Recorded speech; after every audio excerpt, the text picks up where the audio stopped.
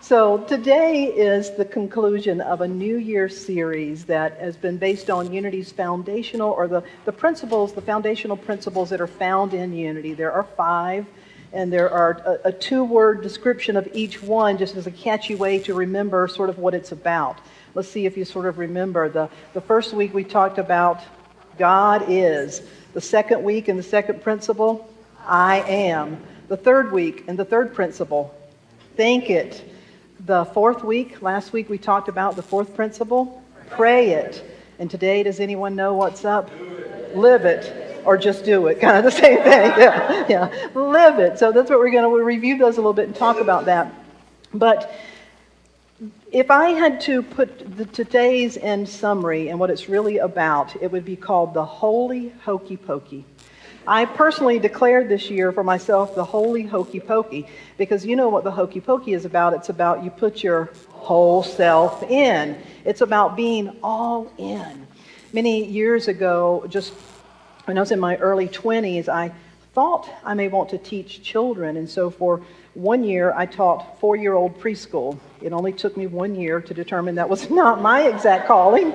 But for that 1 year, I had 17 or 18 4-year-olds. And so by the end of the year, I wanted to do something special. I knew that it would be my only year, and so I really wanted us to enjoy, I wanted to give them a special graduation ceremony. And so we had a theme, When I Grow Up. And it just so happened that my mom is a great seamstress, and my grandmother was a master seamstress. She even made wedding gowns. She just really could make anything. And so I solicited their help. And with some Halloween costumes, I asked every child, what do you want to be when you grow up? And whatever it was, that's what they had, a costume. So we had this nice graduation ceremony, and we had groups of nurses and doctors and veterinarians and some unique things along the way. But I remember we had 3 little girls that all wanted to be nurses. And so we rehearsed, and we had this program, and as we're getting ready, and it was time for the 3 nurses went out, and they got ready to say their part, and instead, little Deidre said, you put your right hand in, you take your right hand out, you put your right hand... And the other 2 ones, I was back behind screen, and the other 2 ones turned around like...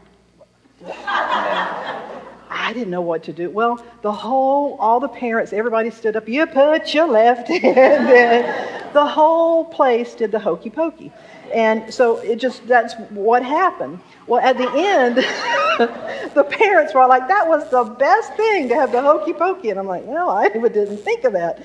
And so I asked little Deidre afterwards, I said, why did you decide to do the hokey pokey instead of what we had planned? And she just said, why not? Wasn't it fun?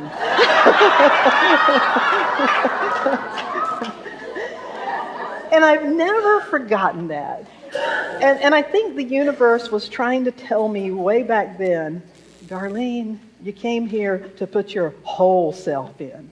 That it's about putting your whole self in, even in those times when you think you've got the script. You think it's going to go this way. You think you're going to show up as a nurse. No, you're intended to lead everybody in the hokey pokey. And so putting your whole self in is the best way that I can really sort of describe what we're talking about today, and for it to become a part of our culture. You know, the only way to make a difference is to make a difference. To put your whole self in, to really be all in. I mean, I ask myself sometimes, is there anything I'm holding back? And if so, why? And if I'm not showing up and playing my best game and giving life my best, what am I waiting for? And so this particular principle, the 5th principle, is about putting our whole self in. If you would give me the first slide just to put a visual to that, God is, I am, think it, pray it, live it. Just to be able to look at these principles that we've talked about. The first one, of course, is that is 33 new members. But God is, I am, think it, pray it, live it. So we talked about the nature of God. The first 2 principles are the beginning of our understanding. It's for each of us to determine. Unity doesn't tell you what to think about God or who God is, but for us to come to your own understanding of what do you believe about the nature of God. If we say that God is the one power, the one presence that animates all creation, then the way we begin to put action to that is, are we acknowledging our source? Are we acknowledging our source connection? Do we affirm oneness in all that we're doing? Are we affirming divine life and divine love? That's the way we begin to live it and put action. The second one, I am. I am is that each and every one of us are, I like to say, a chip off the original source block. That what we are is an expression, we're a unique expression that all that I am is an expression of all that is. That's what each and every one of us are. And so am I remembering my own divinity? And am I remembering your divinity? Am I remembering the divinity of all of life, even those people that really are a great practice for me to remember their divinity? Those are the greatest gifts sometimes, because it's for us to remember their divinity and our divinity and to show up accordingly. And then we talk about our mind, that it is through our mind and our awareness that becomes a connecting point of consciousness. And so are we aware of the quality and the direction of our thoughts and our beliefs? And do we realize that our thinking and our thoughts and our beliefs can either have an energy that is healing or an energy that is hurtful? And so we bring mindfulness to how we think. And then last week we talked about prayer, affirmative prayer in particular, meaning that our prayers are affirming the truth of our being as an expression of all that is. And so do we take time to pray? Are we making space to ask and receive?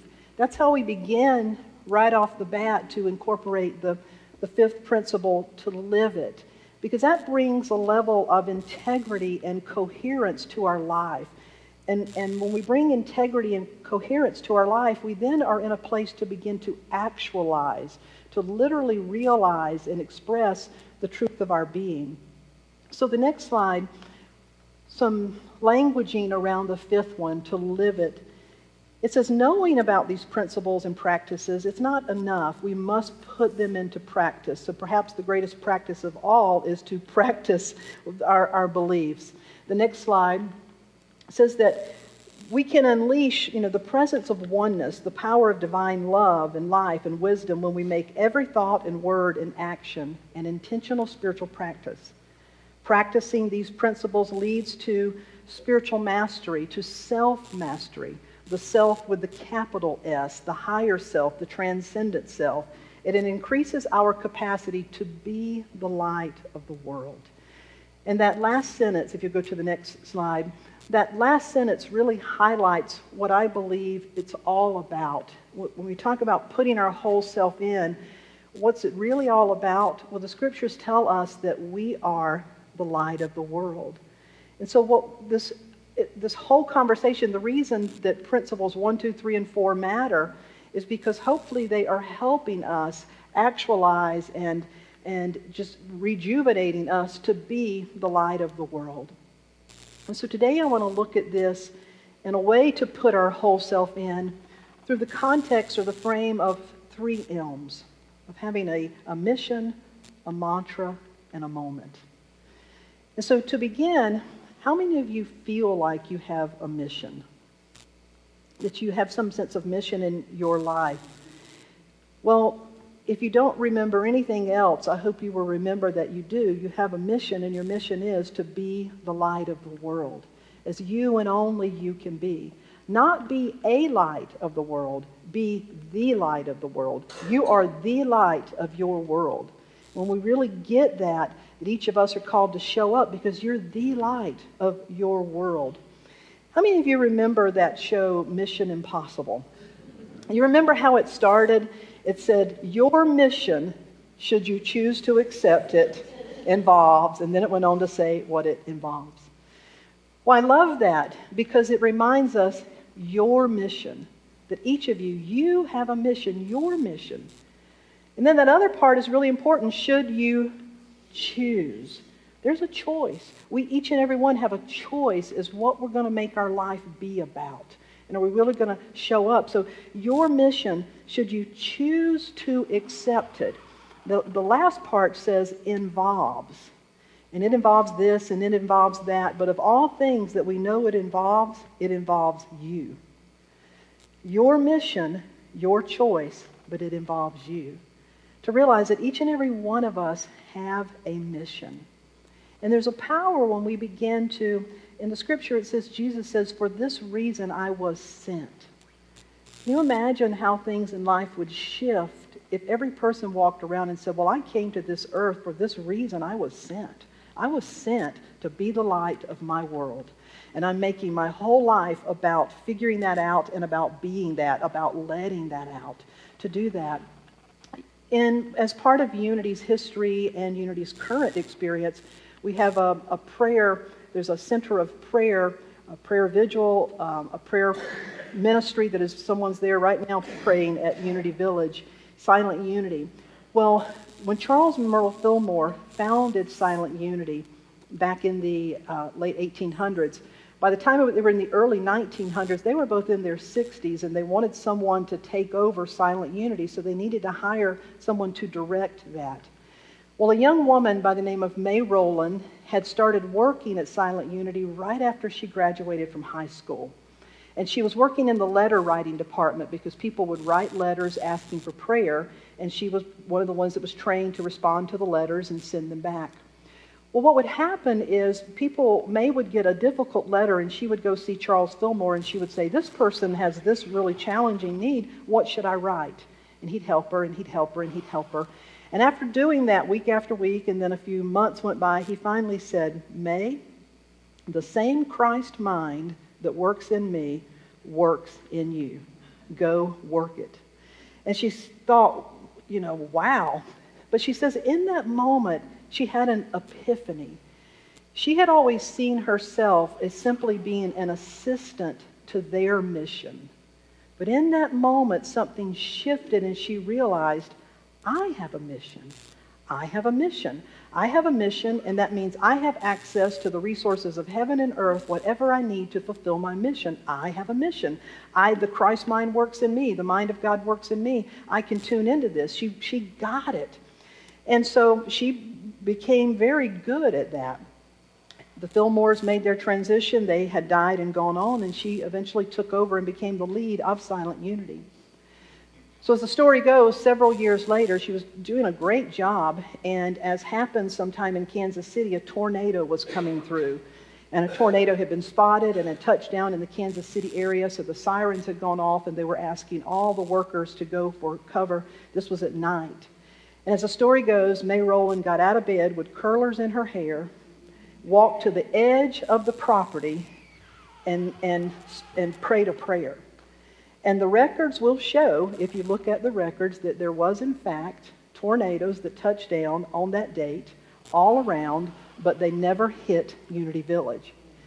So when I found this out at Unity Village, I was touring Unity Village, and they told us that. Someone in the group said, "Wow, do we know what she prayed?" And the person giving the tour said, well, perhaps an even more powerful question would be, do we know what she knew? What did she know that would cause her to walk to the edge of the property and say, "Peace be still"? What was it in her? Well, I would say that she was on purpose, that she had a mission to be the light of God, and that's what she felt guided to do. As it so happened, she went on to be the director of Silent Unity. She's the longest standing director they've ever had. She served for 55 years, from the early 1900s. And it was just an amazing example of what it means to realize that we all have a mission, that I have a mission, that you have a mission, that each and every one of us have a mission. Now, it's also helpful to have aids to remember our mission. We come here to remember our mission. We also come here to align, because what May Rowland realized is that her mission could be brought about, her personal mission could be fulfilled by serving where she was serving, by doing what she was already doing. But do you see the powerful mindset that had to switch? Because it's very different in believing that you're being there just to assist someone else versus being there to be downloaded to receive your gifts and to use your gifts. Well, that's why I see each and every one of us, that we're here to be on our purpose, and we happen to be about a common purpose that allows us to amplify and really focus and it supports us individually, and it amplifies the capacity of what we have to be and do in the world. And so having a mantra is something that could help. When you came in, I have given you a mantra that you can use to work with. So if you don't have one of those, we've got some in a basket. You can pick one of those. But Bobby, if you'll give us the slide, would you say this together with me now? I show up in ways that reflect my divinity and express my whole self potential. My whole self potential. To have a mantra, however you use it, but it's an aid. It's something to remind you, to keep you doing this. There's a story of a man who, how many of you have seen the movie or The Secret or read the book? You remember that was really popular. And there's a story of a young guy who was in his early 30s who saw that movie and thought, wow, he had never heard of the law of attraction. And he had a real desire in his life. He wanted to be married. So he decided to try something. He would go to a coffee shop 4 or 5 times a week, and he said, I'm going to find a new coffee shop where they don't know me, and I'm going to do something different, because he wanted to attract the love of his life. So he found a new coffee shop where he would go 4 or 5 times every week, and he'd sit down, and what he did is instead of ordering 1 cup of coffee, he ordered 2. And he would sit and he would visualize his wife and them talking, and so the weeks went by, the months went by. He was faithful doing this. He even got a little box like a wedding ring would be in, and he would take it out halfway through having his coffee, and he would just visualize proposing. Well, the owner of the coffee shop was noticing and kind of wondering if this guy was really okay. And so one day, seeing him in this, constant ritual, he went over and he just said, hey, I wanted to introduce myself. I'm the owner, and I've noticed that you kind of have this routine. I was curious if you'd share about it. And the guy was a little shy, but he said, well, yeah, I saw this movie, and the man was familiar. He said, oh, yeah, I'm familiar with the law of attraction. He said, oh, well, so what I'm doing is I'm just sitting here and I'm visualizing my wife. I know I'm going to find my wife. And the owner said, well, that's great. And a lot of single people come here. So what else are you doing to meet people? And the guy's face turned sort of white, and he said, you mean the universe is not going to do all of it for me? And I love that story because, as Eric Butterworth, the Unity writer, says, the universe can do no more for you than the universe can do through you. It's like the joke about the person who kept praying to win the lottery, and it kept saying, buy a ticket. that there's parts that we have to do. Well, to have a mantra, to find a mantra that really works for you, to keep you on purpose, to remind you that, yes, we pray, and as the Quakers say, we move our feet. That we pray, we ask for guidance, but it's really important to keep planting seeds, to keep doing those seeds that are allowing us to share our gifts and to be of service out in the world. So would you say this with me again? I show up in ways that reflect my divinity and express my whole self potential. So we're talking about living it, showing up, putting your whole self in. It means to be connected to a sense of mission, of purpose, to be on purpose. It means having a mantra, which is simply an aid or a practice that keeps you going, keeps you being of service, being in the game, so to speak, putting your whole self in. And then the third one is a moment. Little Deidre that I told you about, who spontaneously did the hokey pokey, she seized the moment. Her little spirit, what she felt to do, she seized the moment. Sometimes when I talk to individuals and they're asking, I don't know my purpose and I don't feel like I'm on purpose, sometimes I'll say, you need to let go of the idea of one.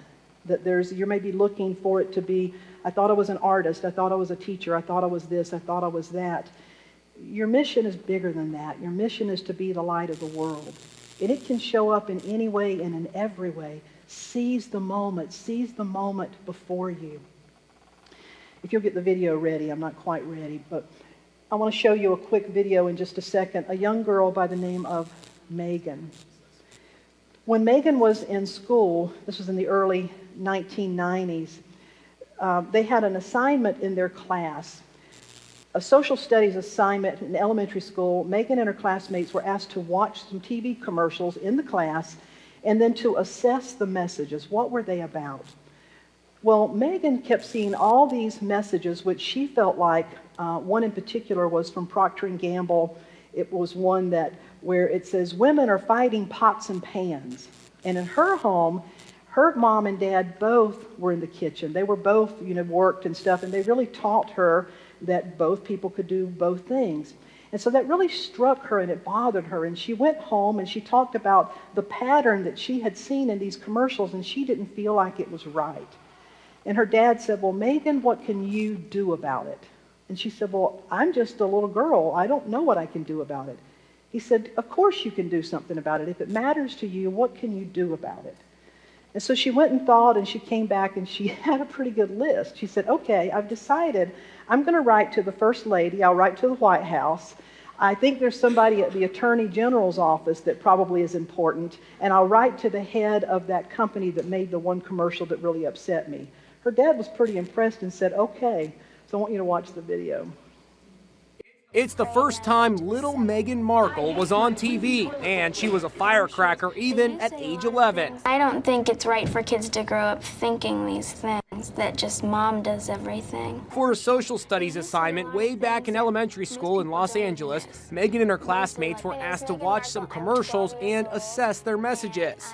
Recommended by more doctors, pharmacists, and Dr. Mom. It's always mom does this and mom does that. In particular, a commercial for Ivory dishwashing liquid caught her attention because it used the word women. Women are fighting greasy pots and pans. And I said, wait a minute, how could somebody say that? Even back then, Meghan struck everyone with her easy charm and intelligence. Just about 1 out of every 3 commercials is going to say something that's going to hurt somebody's feelings. So Meghan took pen in hand and wrote a letter to Procter & Gamble. And just look at that penmanship.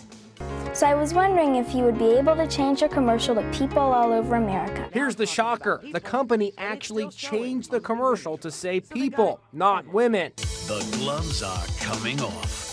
People are fighting greasy pots and pans with Ivory Clear. What Meghan did landed her on the cable show Nick News in 1993, hosted by Linda Ellerby. It was absolutely clear that this young woman was strong in her beliefs. It didn't matter if she was 11 years old. She believed in women. She believed in her own power, and she wasn't afraid to reach out and say, I want my power, I want my rights. Good evening. Many years later, Meghan spoke about the Ivory dishwashing liquid commercial. At the age of 11, I had created my small level of impact by standing up for equality. Back in 1993, Meghan had these words of advice for fellow kids across America. If you see something that you don't like or offended by on television or any other place, write letters and send them to the right people, and you can really make a difference for not just yourself, but lots of other people.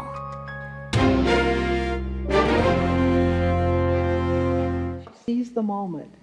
To seize the moment means to ask, what can I do? Is there anything that I can do? Bobby, can you show the next slide? Meghan happens to be married today to Prince Harry. You just never know where one step will lead you. The importance of taking that step and the doors that it may open for you. How many of you are ready and just feel that sense of calling to really live it, to just really live what is ours to live, what is yours to live? We're empowered by our Creator. Richard, if you would give us that song.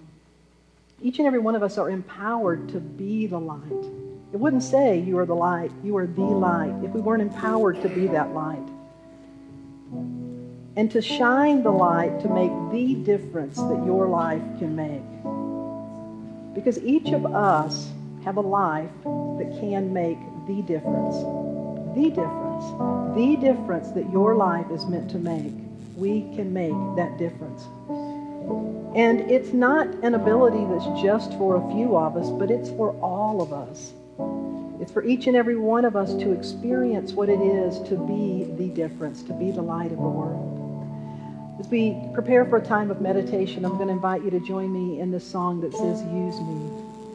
Use me, oh God.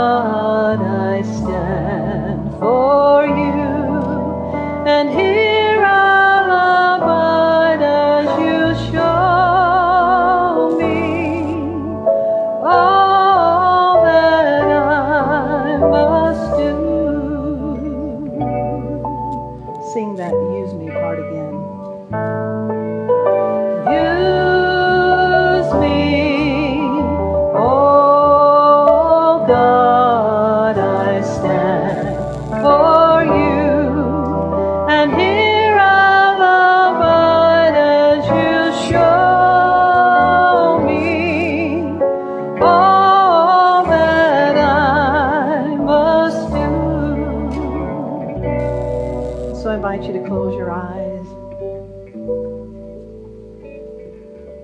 A mission. Each and every one of us have this mission to be the light of the world. It is as inherent within us as the pattern of the oak tree is in the acorn. It is patterned, ingrained within us to be the light of the world.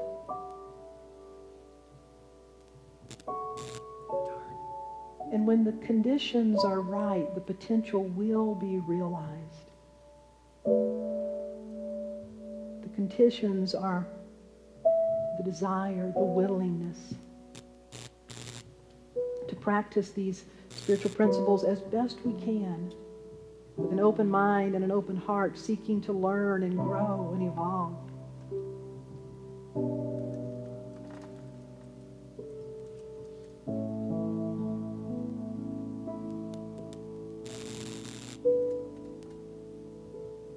We also have a mantra, so to speak, in our soul.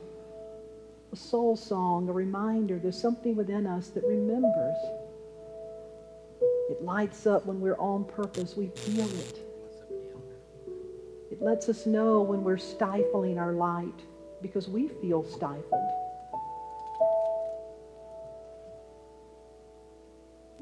And so we can use a mantra, something to aid us, to remind us, to keep us all in, whole self, fully invested.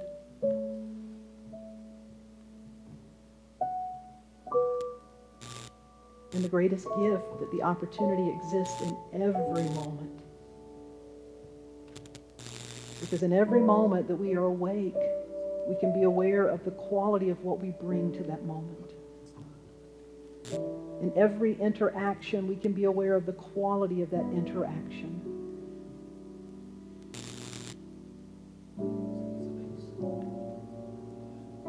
And so as we recommit to excavate and to express and to share our gifts, our light,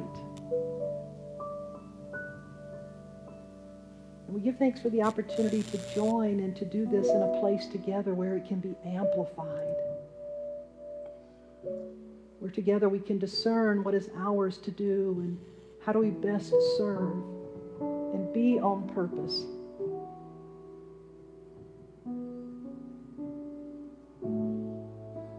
All the candles come together and are held up in one grouped place. The light shines brightly. And we give thanks for this. And in this space, we bring into our awareness those who have asked us to hold them in prayer. We see the need, we see the asking, and we see the perfection of each, the wholeness of each individual, the perfection of God flowing through each and every situation in just the right and perfect way that it needs to be expressed in that situation. We open to this presence that flows through our lives as we show up, reflecting our divinity and expressing our whole self-potential. Put our whole self in. And that allows us to shake it up. It shakes things up. And all heaven begins to break loose. For this we are truly grateful. We give thanks in the name and in the nature of all that is holy. So it is. Amen.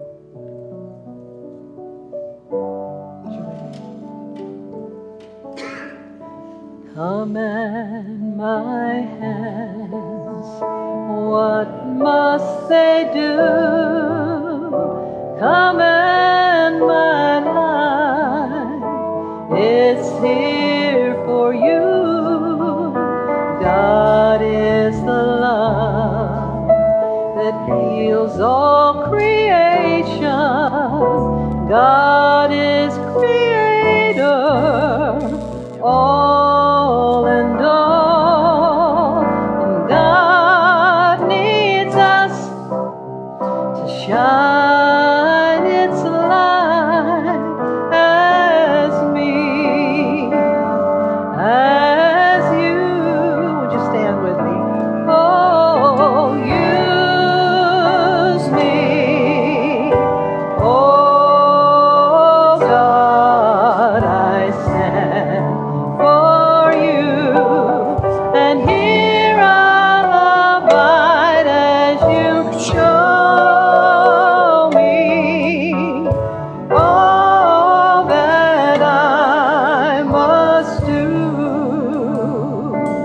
sing that use me part again.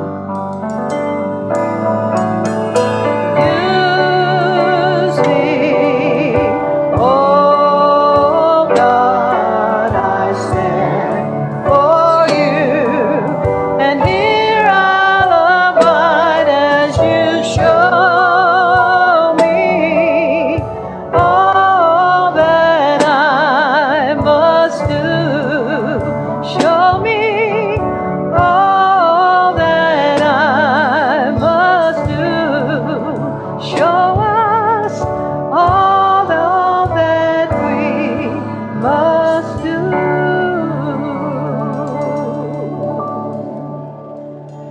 So you put your right hand in, you take your right hand out, you put your right hand in, and you shake it all about. You do the hokey pokey and you turn yourself around.